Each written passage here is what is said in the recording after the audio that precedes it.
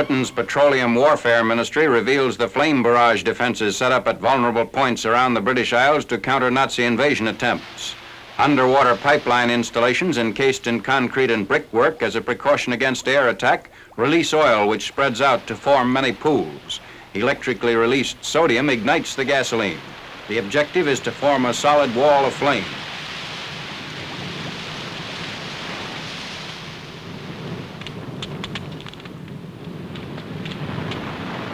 Heat reaches an intensity in excess of 1,000 degrees. Additional pipelines on the beaches provide secondary defense by fire. The British planned this operation as a last-ditch stand against Nazi attack while making practical use of vast oil stocks to prevent their seizure should an invasion succeed. RAF raids on Germany destroyed central control stations built by the Nazis for a similar flame defense of Germany.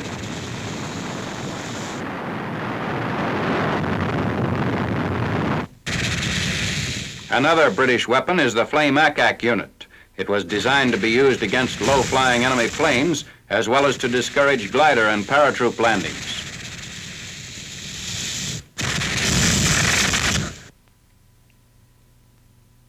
Inland flame defense, which the British call fougasse. The fougasse was first used by the British during the retreat from Burma. It proved sufficiently effective to be adopted by both the British and American armies as a standard defensive tactic.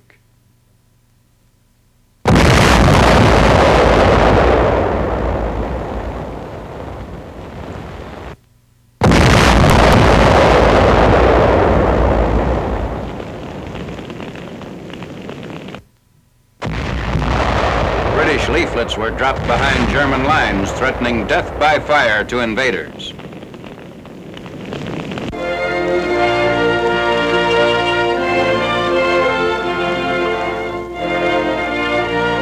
A revolt in Prague, Czechoslovakia, shown in newly released Czech films of the four-day battle to free the city after the German surrender to the Allies. The revolt breaks out when the radio reports Allied troops are near. Czech patriots raise the American, British, and Russian flags and hoist the Czech banner on public buildings. Despite the announcement that the German army had capitulated and that the European war protector of Bohemia refuses to recognize that his rule of Czechoslovakia has ended. Heavily armed German troops continue to patrol the city while SS men, under orders to suppress the revolt, attempt to maintain law and order.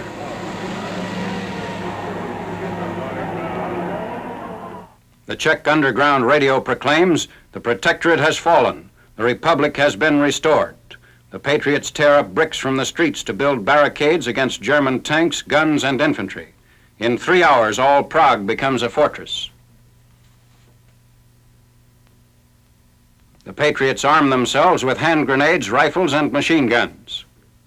With one weapon to every half-dozen defenders, the Czechs pick up the weapons of their dead comrades to carry on the fight.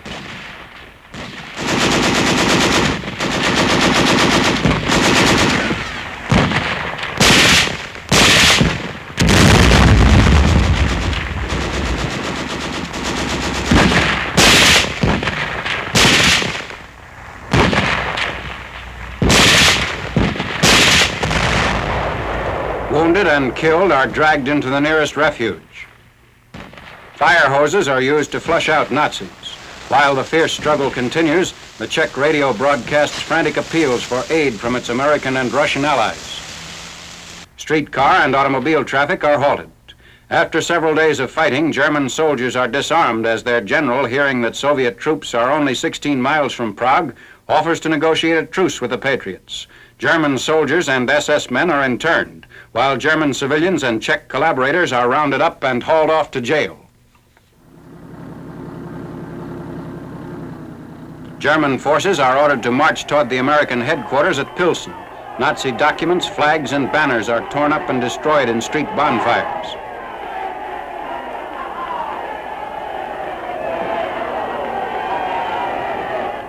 The first liberating Red Army units arrive in Prague.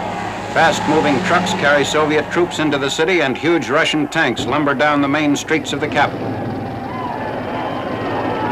The hysterically happy Czech citizens welcome Red Army troops.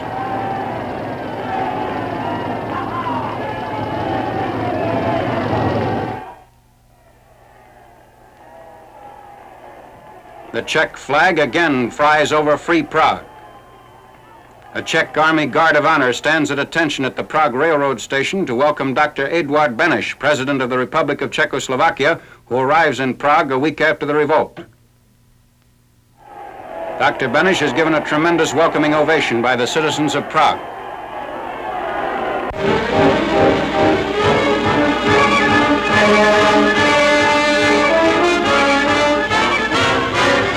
Confiscated Nazi newsreel films show 12-ton V-2 rocket bombs just after leaving their launching platforms. Reaching a speed of 3,000 miles an hour, the rocket climbs vertically for 60 miles before beginning its descent. It's been known to reach England 5 minutes after launching from the Netherlands over 200 miles away.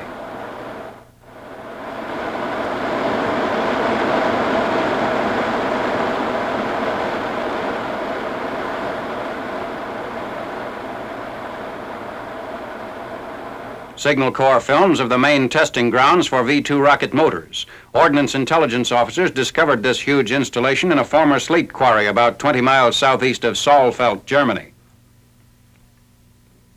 On 24th June, the motors in their special crates are prepared for Army ordnance tests in the presence of 2 scientists flown from the States to obtain data on the reaction engines.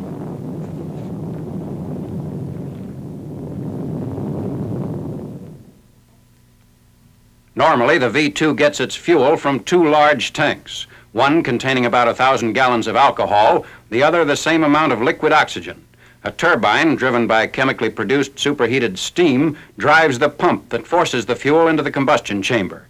The mixture is ignited electrically by remote control and, burning violently, rushes out as a jet of very hot gases, creating a thrust of about 26 tons, which launches the 12-ton projectile.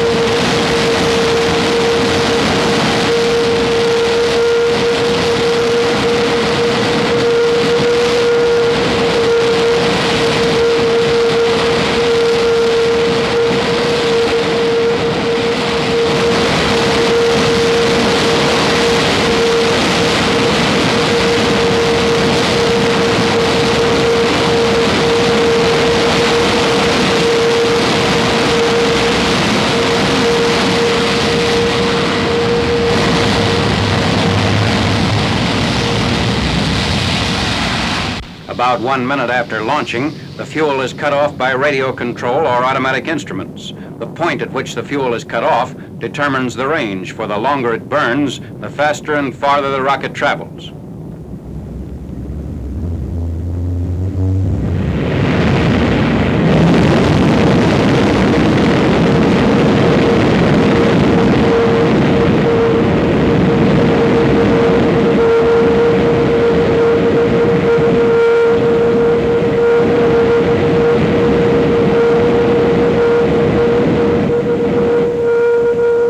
U.S. Ordnance Technical Intelligence reports and data compiled by the British Air Ministry have made available a complete breakdown on V-2 construction and performance characteristics. While the Nazis made substantial claims as to the effectiveness of the stratospheric rocket bomb, Britain classified it as an ingenious weapon, but inaccurate and in its present state of doubtful military value.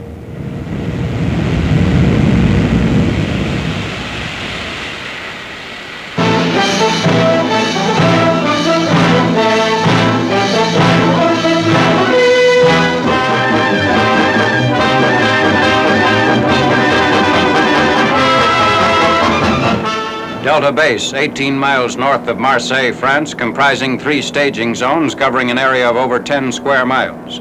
Service units being redeployed directly to the Pacific are quartered here while awaiting the arrival of ships. The installations at Saint-Victoré and Calas can accommodate more than 200,000 troops. Night and day, men and vehicles pour into the vast cantonment. Deriving its name from the delta of the Rhone River, the base is commanded by Brigadier General J.P. Rattay. He returns the salute of Colonel Masegas in charge of the Calas Staging Area number 1. During the temporary stopover, worldwide news and other information are disseminated to the troops. Equipment is checked.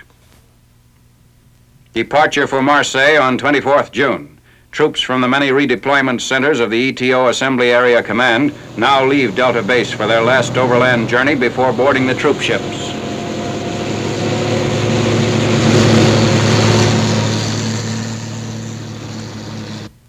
At Marseille, which is the nearest French port to the Far East, the service units embark on boats headed through the Mediterranean and Suez Canal, then through the Indian Ocean to the Pacific.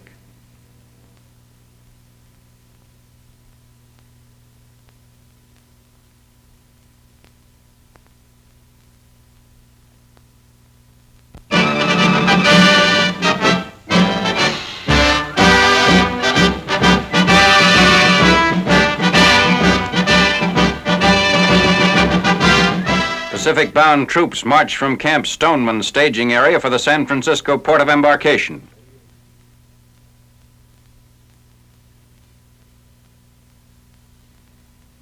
Already processed for overseas, the men will be transported by harbor boats to the Bay Area for transfer to troop ships.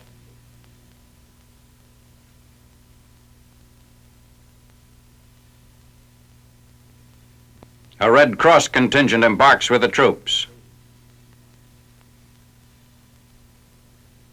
Boarding a transport at San Francisco after the trip from Stoneman.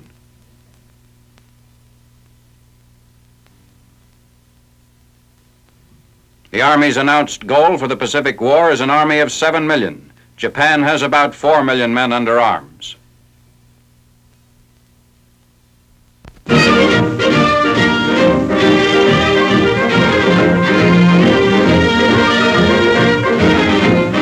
Cooking, baking, and lighting equipment converted for use with leaded fuel. A tube packed with steel wool, which acts as a combination filter generator, replaces the old-style generator in the M1937 field range. This fire unit is currently being issued with the new filter generator, but on old ranges it can be installed easily.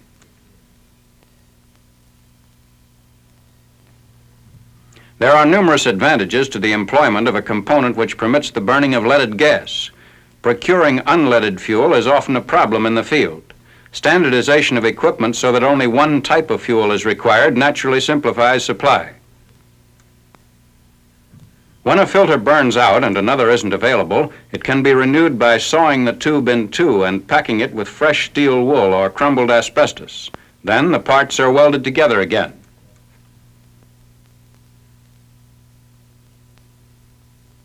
Another time-saving innovation is a starting shield for concentrating the heat during preheating of the filter generator. The new fire unit is leak-proof, easier to maintain, and gives longer service than its predecessor, approximately 200 to 300 hours.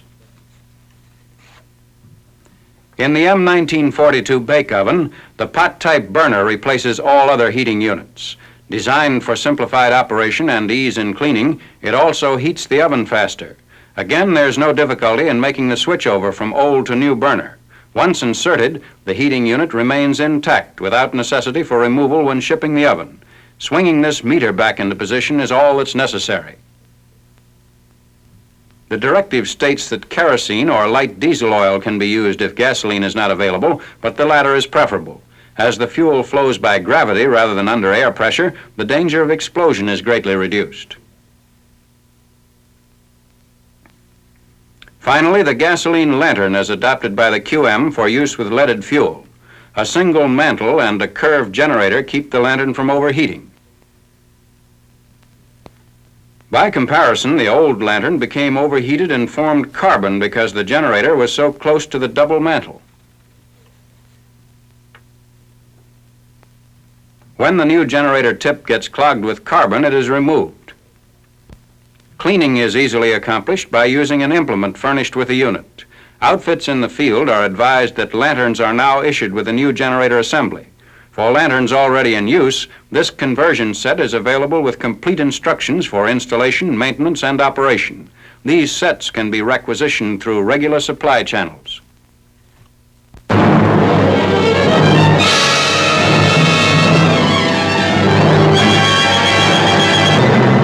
Navy films of kamikaze attacks on units of the fleet. A suicide plane breaks through heavy anti-aircraft fire to strike an American destroyer.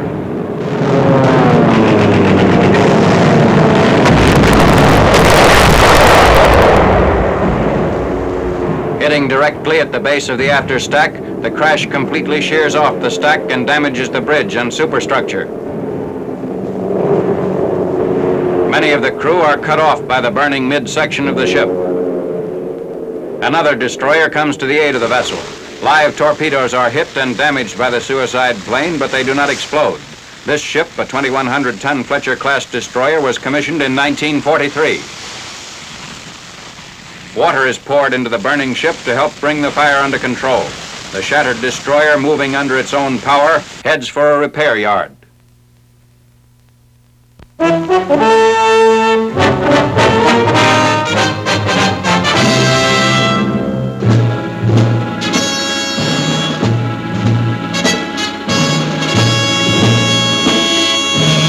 At dawn on 23rd June, C-47s loaded with paratroopers of the 11th Airborne Division take off for a landing near the North Luzon port of Apari.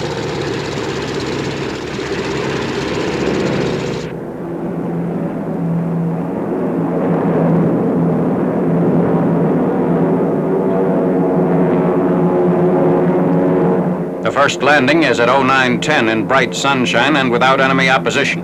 Supplies and men are dropped at the same time. Objective is to have the paratroopers join in the final battle of the Cagayan Valley, where an estimated 20,000 enemy soldiers are trapped.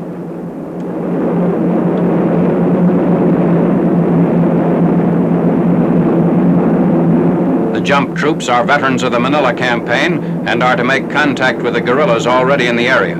Reinforcement of the guerrillas will tighten the hold on the northern end of the valley, while elements of the 37th Division drive up from the south.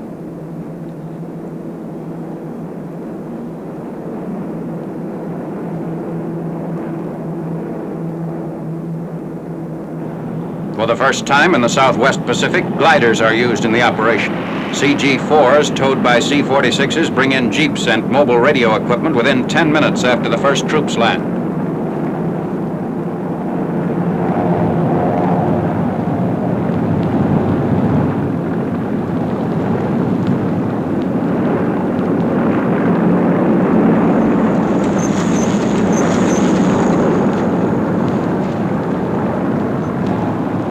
Equipped with pack howitzers, the paratroopers assemble for a rapid push up the Cagayan River in a combined force with the guerrillas. Major General Joseph M. Swing, commander of the task force, confers with one of his officers, then starts for a forward observation post.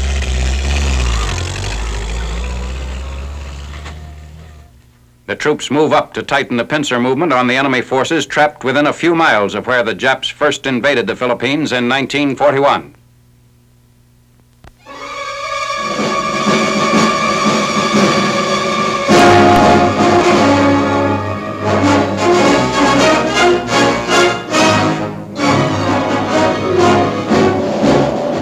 A PT boat task unit of the 7th Fleet on a night patrol and strafing mission along the northwest coast of Borneo.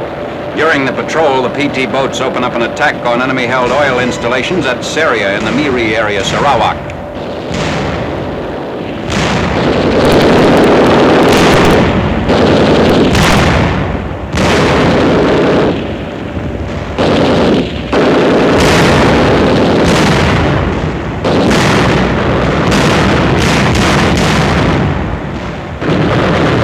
Flame and smoke cover the shore as installations, storage tanks, and derricks are hit.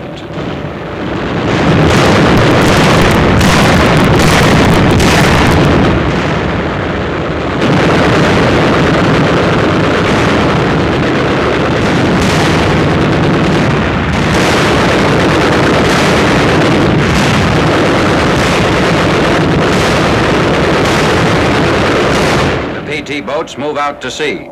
PTs continue to harass the enemy on Borneo, shelling coastal positions and troop concentrations and hitting small shipping around the island.